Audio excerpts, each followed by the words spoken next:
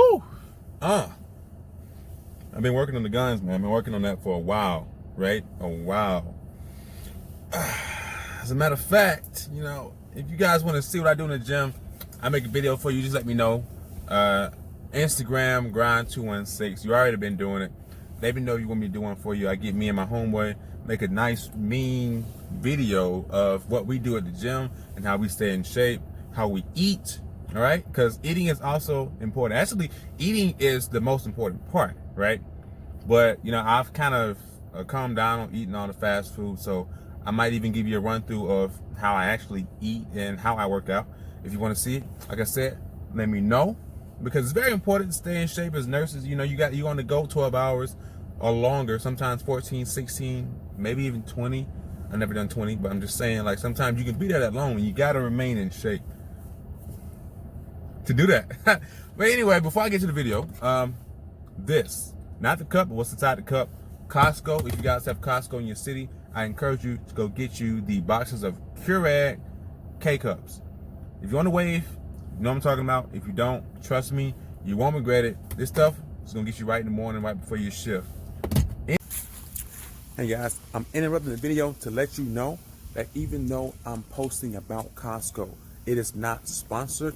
I just really like shopping at Costco because I get the best deals. That's just me being genuine and trying to help you out.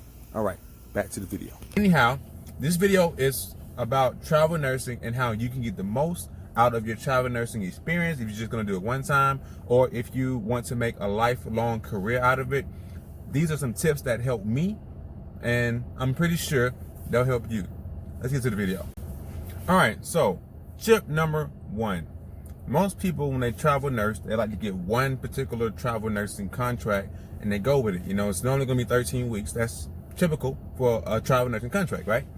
Well, I'm telling you something different. I'm telling you, don't do full-time contracts. Do PRN contracts. Because if you PRN with it, you still have your own independence where you can technically call your own shots, make your own schedule. Now, the downside about that is you're not going to have the benefits, and depending on where you go, you're not going to have the travel nursing pay package.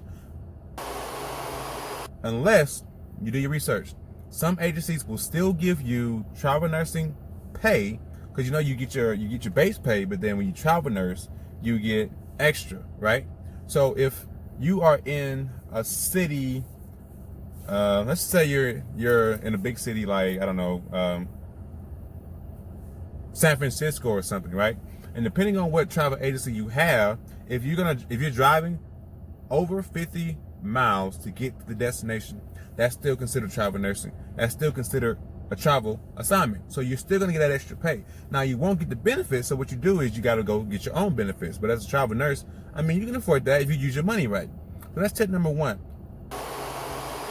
And think about getting 2 travel nursing contracts, PRN, so that way you can work both of them to get the time you want. Because also what I didn't say is that some travel nursing contracts will limit you to a certain amount of hours because they don't want you to get too many, or they say if you work too many, then you're not really giving the best care because you're exhausted. Not necessarily true. Some people 60 hours is not really a killer for them. So if you want to go get that bag or just want to get that extra, you need 2 PRN contracts. So you work your max here, you go to the other one and finish it off, right? If you just want to do a full 7 days. Not everybody does, but sometimes even, sometimes I do. So I'm saying, it's different strokes for different folks. So you get your 2 PRNs, call your shots, make your schedule. All right, tip number 2, right? This is going to be taxes. Now you can choose to have your taxes taken out, or you can choose to take your own taxes out. What I did the first 2 years is I had my taxes taken out. No, I had my taxes weren't taken out, right? This 3rd year, I'm having my taxes taken out, but the previous 2 years, my taxes weren't taken out, so I had an accountant. Now, I encourage you to do the same thing. Get you an accountant. They're going to teach you the things that are write-offs, such as your business office, the laptop you buy for your business, the uniforms and stuff you buy for your business, the car you bought for your business because you're using it to drive back and forth with your business, right? You can write all this stuff off and make it related to your business. because it's a part of your business, and technically you are a business because you are an independent contractor. As a matter of fact, you're a travel nurse, but you're not taking out taxes, so technically that makes you your own business, right? I mean, that's just the easy way to say it. You are in business for yourself. So get you an accountant to make the most of your tax write-offs. So that way, when you get to the end of the year, you're not hit with a big couple of stacks to pay back, right? But if you are, you've been taught how to, kind of cut it in half, right? To make it easier to pay off, okay? Tip number 3 is house accommodations. If you travel nurse, generally what they're going to do is they'll either offer you a stipend or they'll set you up in a hotel or housing accommodations, right? So what you want to do, in my opinion, is you want the stipend to come to yourself, right? And if you have friends in that city, stay with your friends in that city and hold on to that stipend, because that's going to help you return home with more in the bank, right? Versus having to find accommodations and still spend money. Now, granted, you can probably find it cheaper than what the travel nursing agency is going to find for you. So I also encourage you to look yourself. If you don't have any friends in that city, look things up yourself to find the best deals, so that way you can save money and not spend out too much money. You know what I'm saying? Just helping you keep your pocket swole, right? And not doing too much, because generally when people travel nurse, they don't take into consideration taxes. They don't take into consideration how much you're spending. They don't take into consideration the fact that some agencies are gonna tax a certain amount of your money, and a certain amount of it is not gonna be taxed. So you have to think about all these things. All these things need to run in your mind when you're considering travel nursing. A lot of people are scared to do it, but at the end of the day, it's very lucrative if you know what you're doing.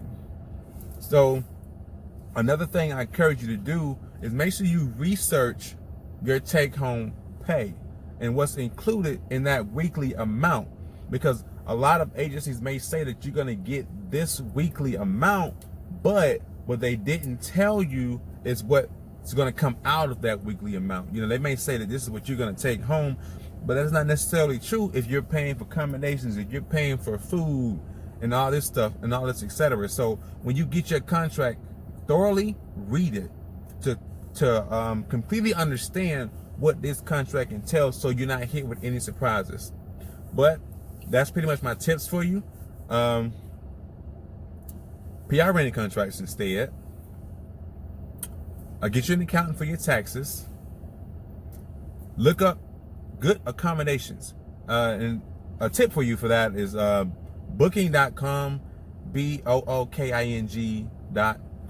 right? That's what I use anywhere I go when I'm looking for a hotel or motel. Booking.com has always been great to me. And if I ever had issues, they got it straight, refunded money. It's no problem. My opinion, I refer booking.com. And last but not least, fully read your contracts before you sign it. Ask as many questions as you need to, because there's no such thing as a dumb question. The only dumb question is the question you didn't ask in the beginning, right?